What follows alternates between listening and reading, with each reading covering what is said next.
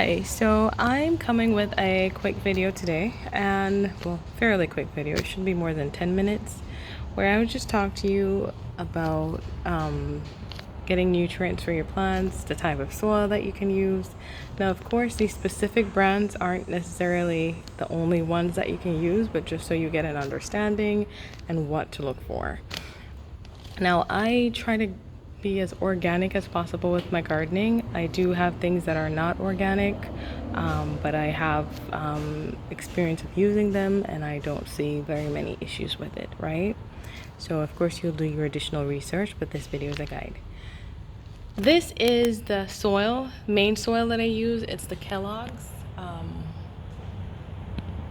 brand. It's for raised garden beds and potting mix, because I mostly garden and potting soil. This is about 2 cubic feet, and here it's OMRI listed. So soil that's usually OMRI listed, I would say, is the better soil or nutrients when they are OMRI listed. Now, it doesn't necessarily mean OMRI listed means that they're extremely perfect, but it just shows that they've done their due diligence to make sure they're up to the standards of OMRI. So I usually look for that. And this is the Kellogg's.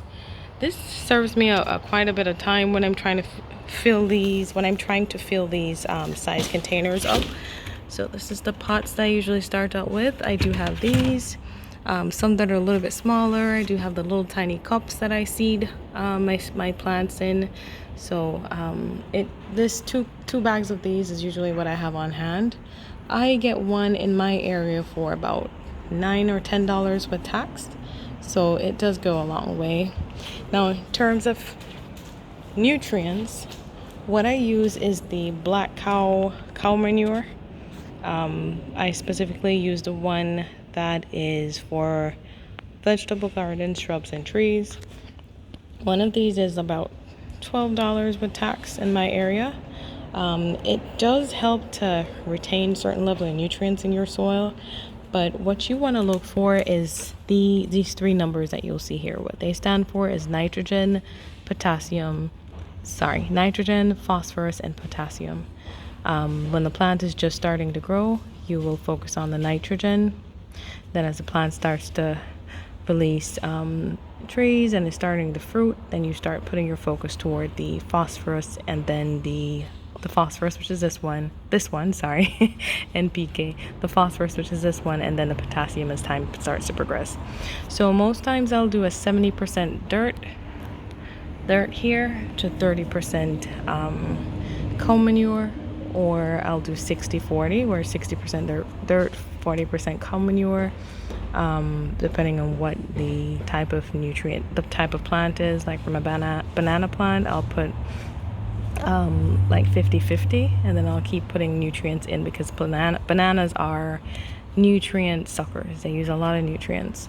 Now 0.5 is not very high, so depending on what you're growing, you may have to add additional types of fertilizer. So what I do is, let's pull this out here, and this is my little seed starters. I have different types of them. I'll start some seeds in this, like my Barbados cherry that I'm trying to grow from seeds, and my sourstops. But for this one here, this one is a little bit more pricey. I got this on Amazon. It's an all-natural fertilizer, and you can see here, this is all potassium. So when your plant starts to fruit, or it's getting ready to fruit, like with my tomatoes, I'll pour a part of this, and this is also OMRI listed. I'll pour a certain amount of this with water, and then that's what I'll use to water my plants that are getting ready to fruit. So it has potassium, has some magnesium in it, and some chlorine, and then it has some sulfur in it as well. It tells you how to dilute it down. And then the other thing is I have blood meal. This one is not OMRI listed, but it is pretty good. You can decide to choose to use what you want. It's nitrogen, so you see it has 1400, no potassium, no phosphorus, no potassium, just nitrogen. And I dilute this sometimes in water as well, and I'll put it on my plants, or I'll mix it in the soil mix when I'm initially planting things with the with the cow manure. And then second to last thing that I'll show you before I pause the video and go get the other one is the bone meal. Now the bone meal is a high source of phosphorus. It does have some, this specific brand does have some nitrogen in there, so it's 217.0. 2 for the nitrogen, 17 for the phosphorus. This is very powdery. It does get on you. It's not the best smell, but I will tell you guys, I'll show you how I mix it in other videos, but it just helps you to have an idea of what to look for.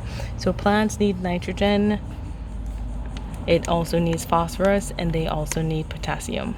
Potassium and phosphorus are in the later stages of growth, and it needs nitrogen in the initial stages and for the most part all through growth, but it uses less nitrogen as time progresses. So as it gets close to fruiting, or is fruiting, you will go from nitrogen to phosphorus to potassium. All right? And I'll tell you more as to what to look for when the plant needs nitrogen, phosphorus, potassium, and other things like calcium and magnesium. So I'm going to pause the video really quickly, and you'll see another thing that I add to amend some of my soil. Alright, so do apologize for the additional background noise that you're going to hear, but this is another thing that you can use. It is worm castings. It's a good amendment for your soil. If you don't want to use it, it is OMRI listed. Here, if you don't want to use the cow manure, that's not. I do find that it does well. I do have an organic, like completely organic version of this, and at the bottom here you see it says 100. So the content version is, it has 1 nitrogen, no phosphorus, no potassium. All right. So this serves me quite a bit of time. I'm able to stretch out my fertilizers, or amendments, because it does help my plants to grow strong and healthy.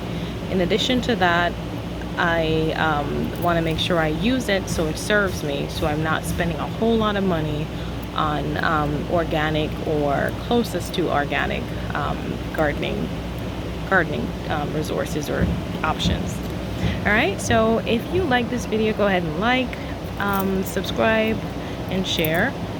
And if there's any specific thing you'd like to learn, let me know.